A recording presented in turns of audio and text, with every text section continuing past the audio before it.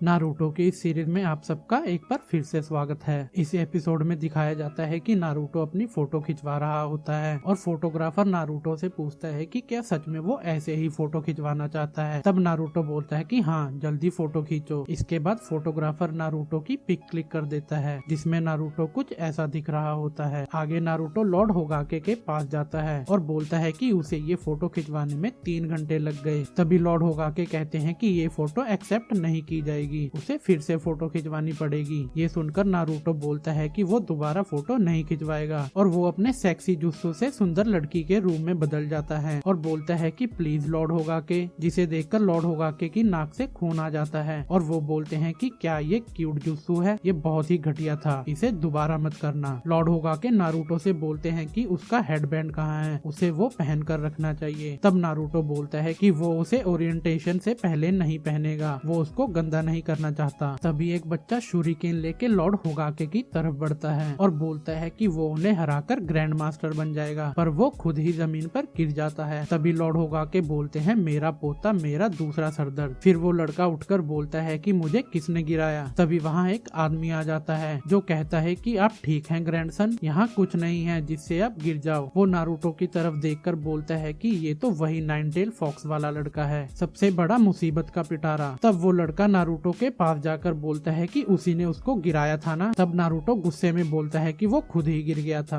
तब वो आदमी बोलता है कि उसे छोड़ दो, वो महान लॉर्ड होगाके का महान ग्रैंडसन है। तब वो बच्चा मन में सोचता है कि अब इसे पता चल गया है कि मैं कौन हूँ, तो अब ये मुझ पर हाथ तो क्या उंगली भी नहीं उठा सकता। पर नारुतो बोलता है उसे इस बात का फर्क नहीं पड़ता और वो उस बच्चे को एक मुक्का मार देता है। आगे वो लड़का नारुतो का पीछा करता है, पर नारुतो को ये सब पता चल जाता है और वो उसे सामने आने के लिए बोलता है। तब वो बच्चा सामने आकर बोलता है कि ठीक है। वो नारुतो को अपना बॉस बनाता है और नारुतो से कहता है कि वो उसे क्यूट जुत्सु सिखाए जिससे लॉर्ड होगाके भी हार गए थे। तब नारुतो उसे बोलता है कि ठीक है, वो उसे सिखाएगा। आगे हमें दिखाया जाता है कि नारुतो उस बच्चे को चैलेंजेस देता है और कहता है कि वो वहाँ खड़ी हुई एक औरत के रूप में ट्रांसफॉर्म होकर दिखाए। तब वो बच्चा कहता है कि ये बहुत आसान है और उस औरत के रूप में ट्रांसफॉर्म हो जाता है और नारुतो से पूछता है कि क्या मैं उस औरत जैसा दिख रहा हूँ। तब नारुतो कहता है कि उन दोनों में 19-20 का ही फर्क है। तब वो औरत नारुतो के ऊपर गुस्सा होकर कहती है कि क्या वो उस जैसी दिखती है, और तब वो लेडी उस बच्चे को कहती है